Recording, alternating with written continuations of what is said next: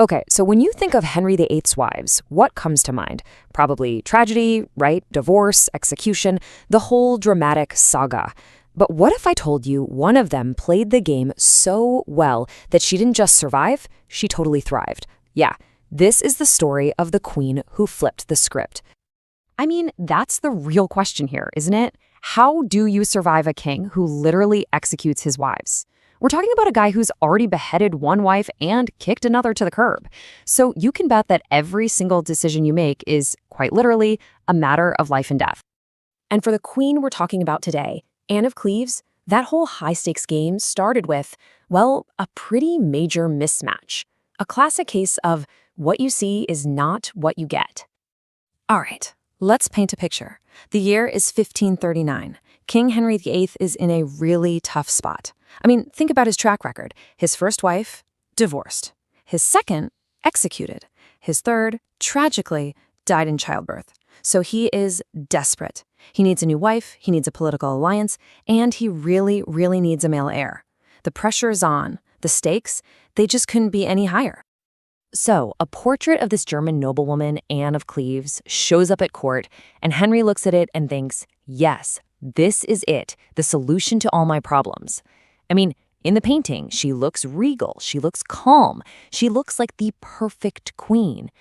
But then, she arrives in person, and Henry's reaction is basically just meh, just total disappointment. And you have to understand, in a royal marriage, a moment of meh isn't just awkward, it's a full-blown political crisis. You know, it's kind of like this. Imagine you see this amazing promo video for a brand new phone. It looks incredible, so you buy it, and when it arrives, it's all scratched up. That's exactly how Henry felt. He thought he'd been completely misled. He saw the glossy, perfect picture and got something that, in his eyes, was flawed. And for a king with an ego like Henry's, this wasn't just a bummer. It was a massive personal insult and a political disaster waiting to happen. So what happens next? Well, almost from the second he met her, the king wasn't thinking, how do we build this marriage? Nope, he was already thinking, how do I get out of this? And things just fall apart, like shockingly fast. They do go through with the wedding, mostly for political appearances, but there is zero chemistry. People who were there said Henry looked like he was being forced to sign a terrible contract. And then, get this, after the wedding night, he does something just jaw-dropping. He publicly tells everyone he couldn't, perform, and he blames her for it, all while he's secretly trying to figure out how to escape the marriage. And the excuses he came up with, they were just plain cruel. He's telling his advisors that she smelled bad, that she wasn't trained or sophisticated enough, that he just found her totally unappealing. He was basically running a smear campaign against his own wife, just trying to build a case to get out of it. He was making sure everyone knew this was her fault, not his. But here's the craziest part of all. While the king is just trashing her to anyone who will listen and scheming to get away, Anne has absolutely no idea. She's completely in the dark. Nobody tells her what's going on. So she just keeps on being a model queen, polite, calm, respectful, trying to learn English customs.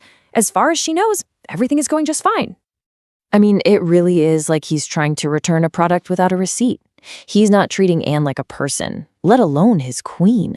He's treating her like this faulty item he bought, and he's going to his advisors saying, okay, how do I return this? To him, she was just an object, a massive inconvenience. So all of this, it's building up to one single massive moment, a confrontation. By now, Anne knows something is very, very wrong, and she's about to have to make a choice that will decide, well, everything. Just try to picture this for a second. One morning, Anne gets summoned. She walks into a room, and it's filled with all the most powerful men in England. You can just feel the tension in the air. She knows this isn't just a friendly chat. This is it. This is the ultimatum. And there it is. The choice is laid out right in front of her. The king wants out, he wants an annulment, so what does she do? Does she fight for her rights as queen? Does she argue her case, stand her ground, or does she fold? And let's be real, she knows exactly what happened to the wives who decided to fight Henry. And this right here, this is where she makes the absolute smartest move of her entire life. There's no arguing, no drama, no fighting for her pride. She just calmly agrees to the whole thing. She chooses survival.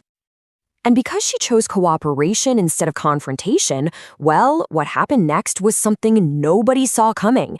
She didn't just get to live, she was actually rewarded for it. Henry was just so relieved that she made it easy for him that she didn't put up a fight. So he gives her this brand new, super prestigious title, the king's beloved sister. And this wasn't just some nice-sounding name, okay? It came with a massive payoff. We're talking land, money, castles, a full staff.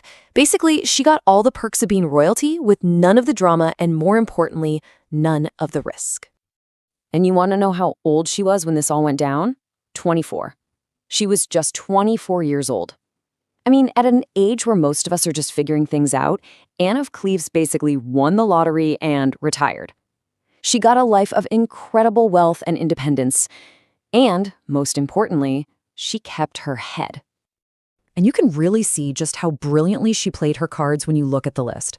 Look at the fates of the other wives: divorced, executed, died, executed, and then there's Anne, annulled and lived peacefully.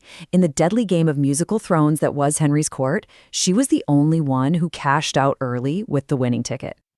So while all the chaos is still raging back at court, another wife, Catherine Howard, is literally going to be executed, just like Anne Boleyn, what's Anne of Cleves doing? She's living her best life. Seriously, she's running her own estates, she pops by the court whenever she feels like it, and she ends up with this reputation as maybe the only sane, reliable person in that entire mess.